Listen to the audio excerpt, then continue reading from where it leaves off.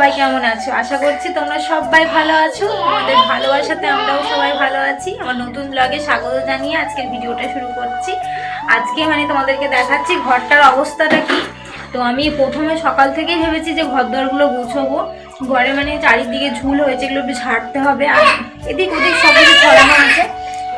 এই যে টেবিলটার অবস্থা খারাপ। ও মা, কি করবে? আগে ডান মেজে নাও। আচ্ছা, আগে দাঁতটা মেজে নাও। আর এই যে ওদিক ওদিক সব চারিদিকে ঝুল হয়েছে, এগুলো সব পরিষ্কার করব। সকাল থেকেই লেগে পড়বো। তো চলো শুরু করা যাক। আমি কাজে ব্যস্ত সকাল থেকে, তাই ওর ভাইকে বড় বাপি খাইয়ে দিচ্ছে। দুজনের এই মিষ্টি সম্পর্কটা দেখতে কি ভালো লাগে।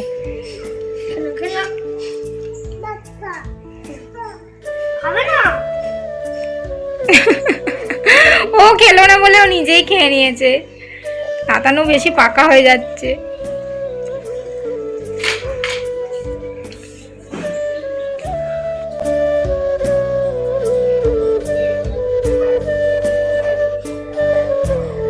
নিজের সব কিছু ছেড়ে দিয়ে ভাড়া বাড়িতে উঠেছি। দেখতে দেখতে একটা সপ্তাহ হয়ে গেল।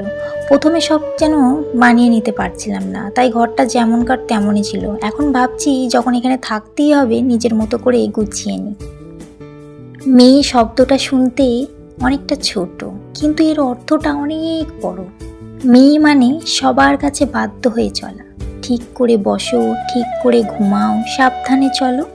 এটা করা যাবে না, ওটা করা যাবে না, লোকে কি বলবে, সমাজ কি বলবে, পাড়ার লোকে খারাপ বলবে, এই কথাগুলো শুনতে শুনতে জীবনটাই কেটে যায়। তবুও দিনের শেষে সেই মেয়েটাই সবার চোখে খারাপ। মেয়েরা বেশিরভাগ সময়ই কাঁদে, কখনো কারণে, আবার কখনো অকারণে, কখনো নিজের জন্য কিংবা তার প্রিয়জন মানুষগুলোর জন্য।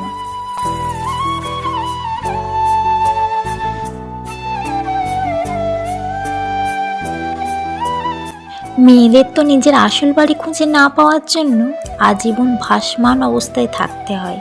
কখনো বাপের বাড়িতে, কখনো শ্বশুর বাড়িতে, আবার কখনো সন্তানের বাড়িতে, কিংবা কখনো রাস্তার ফুটপাতে কাটাতে হয়।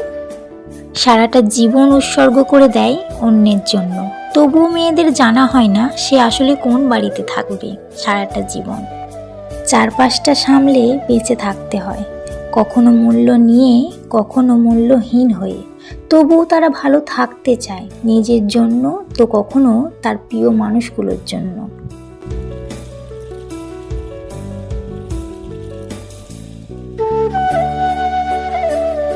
অনেকের মুখেই একটা কথা শুনেছি, মেয়েরা আসলে লোভী হয়।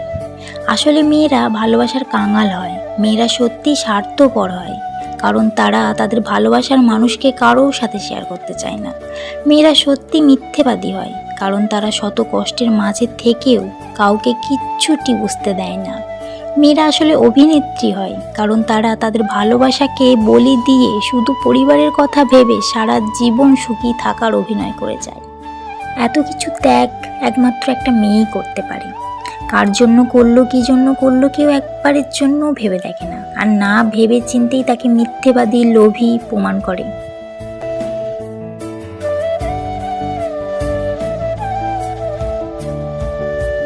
ছেলেরা একটু কষ্ট পেলেই মেয়েদেরকে ঘেন্না করে, আজে বাজে ফালতু কথা বলে। কিন্তু মেয়েরা হাজার কষ্ট পেলেও অতি সহজে ছেলেদেরকে ঘেন্না করতে পারে না। গালিগালাজ ফালতু কথা বলতে পারে না, সব মুখ বুজে সহ্য করে যায়। হ্যাঁ, এটাই হলো মেয়েদের ভালোবাসা। মেয়ে মানেই সব কিছু মুখ বুজে সহ্য করা, রাগ, জেদ, অভিমান সব কিছু লুকিয়ে পর্দার আড়ালে কাঁদা।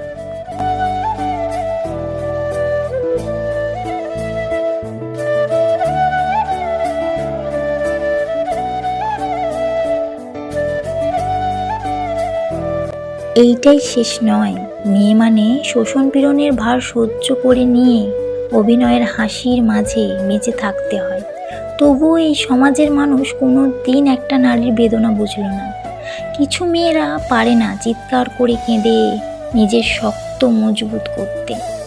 কিছু মেয়ে একদমই কাঁদতেই পারে না, চোখের কোণে কালি পড়ে যায়, নাক লাল হয়ে যায়, তবুও পারে না কাঁদতে। আর কিছু মেয়ে আছে সারাদিন সবার কাছে হাসির তামাশা হয়ে গভীর রাত পর্যন্ত বালিশে মুখ লুকিয়ে নিঃশব্দে চোখের জল ফেলে। এই পৃথিবীতে এরকম মেয়ে অনেক আছে যারা অধিক কষ্টের জীবনের সাথে লড়াই করে চলেছে ঠিকই, কিন্তু তাদের দেখার বা বোঝার মতো কেউ নেই। হ্যাঁ আছে, শুধু তাদের দোষ নিয়ে কথা বলার এবং তাদের চরিত্র নিয়ে গবেষণা করার লোকের অভাব নেই।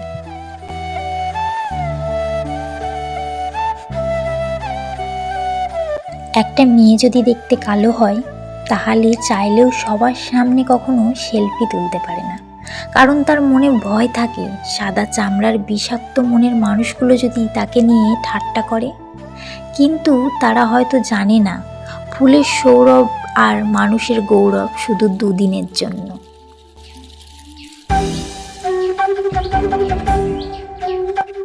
লোকে বলে মেয়েদের নিজের কোনো বাড়ি হয় না, কিন্তু সত্যি কথা হলো তাদের ছাড়া কোনো বাড়িই সম্পূর্ণ হয় না। ছেলেরা শ্বশুর বাড়িতে গিয়ে দুদিনের ঠিক মতো থাকতেই পারে না, কিন্তু মেয়েরা বাবা মা ভাই বোন সকল প্রিয় মানুষকে ছেড়ে শ্বশুর বাড়িতে গিয়ে সারা জীবন কাটিয়ে দেয়। সত্যি মেয়েদের জীবনটা বড়ই অদ্ভুত। মেয়েদের এক পরিবারে জীবন শুরু হয় আর শেষ হয় অন্য পরিবারে। জীবনের মাঝখান থেকে আবার নতুন জীবন শুরু। পরিবারের সবাইকে বুঝতে বুঝতে জীবনের শেষ প্রান্তে এসে দাঁড়ায়। নিজেকে বোঝানোর মতো সময়টাই হয়ে ওঠে না।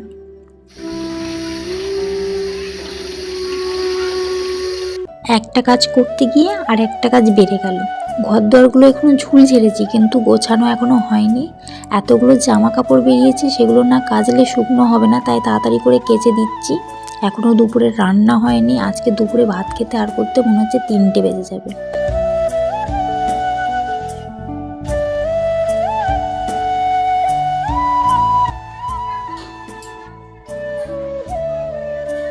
ভাতটা বসিয়ে দিয়েই চলে এলাম বিছানাটা গুছিয়ে নিয়ে। সব কাজই হয়ে গেছে, খালি বিছানার মধ্যে সব জড়ো করে রেখেছিলাম বলে দেখতে ভালো লাগছে না। এগুলো সব ভাঁজ করে রেখে দিলে এখন সুন্দর হয়ে যাবে। একটা সত্যি কথা কি জানো তো, ভালো আর খারাপ বলে কিছুই হয় না। যার মন রাখতে পারবে তার কাছেই তুমি ভালো, আর যার মন রাখতে তুমি পারবে না তার কাছে তুমি খুব খারাপ।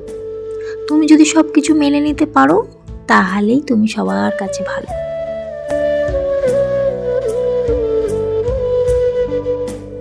জীবনের পথে হাঁটতে হাঁটতে অনেক কিছু শিখেছি।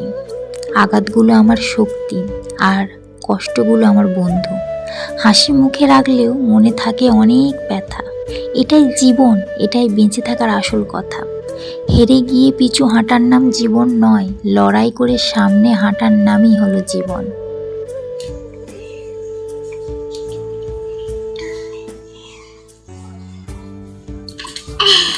তাতান ভাতটা গরম। তাতান, ও তাতান, ভাইও খেতে ভাইও। আচ্ছা, আর একটু নেবে তুমি? আজকে কি রান্না হয়েছে আমাদের? কি রান্না? কি রান্না হয়েছে বলো? কি রান্না? কি? ও, কি তরকারি হয়েছে আমাদের? দাদা জানে? আচ্ছা বসো, আমি দেখছি দাদা কি জানে। আচ্ছা হ্যাঁ হ্যাঁ, এই যে আচ্ছা ওইখানে ওইখানে চলো, ওইখানে চলো। হ্যাঁ গো, এইখানে এইখানে পড়ে যাবে তো। এই দে ওদের কি রান্না হয়েছে। কেন হামাম করে কেন, কে ফার্স্ট হয় দেখি। নে বাপি খেয়ে নে, বাপি সব মেয়েকে মাখিয়ে খেয়ে নে। আর ছোট বাপি তুমিও মাকে দেখো। বাহ, খায় কি সুন্দর খায়, ভালো ছেলে। খেয়ে নাও খেয়ে নাও খেয়ে নাও, তাড়াতাড়ি খেয়ে নাও। আস্তে, ও মা গো, ফুদিয়ে দে বাবা, দাদা একটু ফুদিয়ে দে তো। ঠিক আছে। ও তোকে ওটা ফুদিতে হবে না, তুই নিজেরটা দে। ও পাখা চালালে ভয় পায় তাতান। ভয় পাই একটু, বলো তো।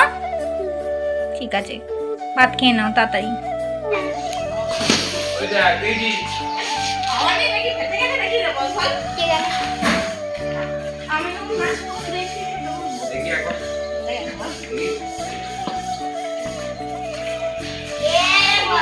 কাজ টাজ গুছিয়ে নিয়ে বসেছিলাম, বিকেল হয়ে গেছে আর দেখছি আশ্রমের বাচ্চারা চেঁচামেচি শুরু করে দিয়েছে, খেলা করছে। তার মধ্যে আমার বাবুও খেলছে, ছোট বাবু আমার কাছে বসে বসে ওদের খেলা দেখছে।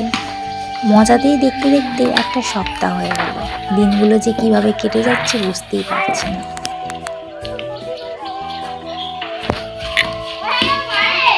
এই বলটা দেখি, এখানে একটা বল আছে।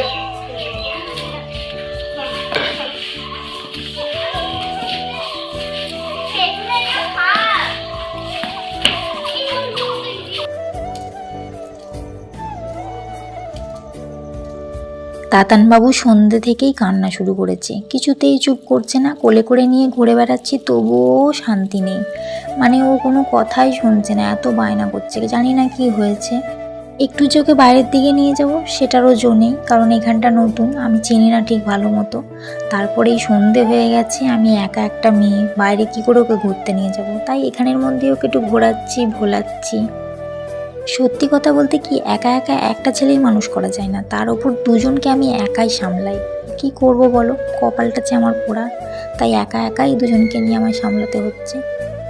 জানি না আবার সব আগের মতো কবে ঠিক হবে, আমার দুই বাবু, বাবা মা দুজনের সাথে আনন্দ করে দিন কাটাতে পারবে। এখন রাত্রি 8টা বাজছে, আর এদের এখন মনটা হচ্ছে যে মোমো খাবে। মোমো আমি বানাতে পারি না। আমি এখন বললাম যে এত দূর যাওয়া যাবে না, তো বাড়ির মধ্যে খাওয়া যাবে এমন কিছু একটা বলো। তার মধ্যে নিয়ে এসেছে মোমোর বদলে কুরকুরে, তাই তো? মোমো দোকানে আনতে গেছিলাম, মোমো পেলাম না তো কুরকুরে নিয়ে চলে এলাম। মোমো পেলে না কুরকুরে নিয়ে এলো। দোকানে কি আর মোমো পাওয়া যায়? আমাকে বলছে বানাও, আমি তো বানাতেই জানি না। ঠিক আছে, আজকের ভিডিওটা এই পর্যন্তই। দেখা হবে একটা নতুন ব্লগে। আর আমাদের ভিডিওটা ভালো লাগলে অবশ্যই লাইক কমেন্ট করতে কেউ ভুলবেন না। Tata tata. টাটা। হামদি তো তখন হামদি তো টাটা। ওরে বাবারি, ওরে বাবারি।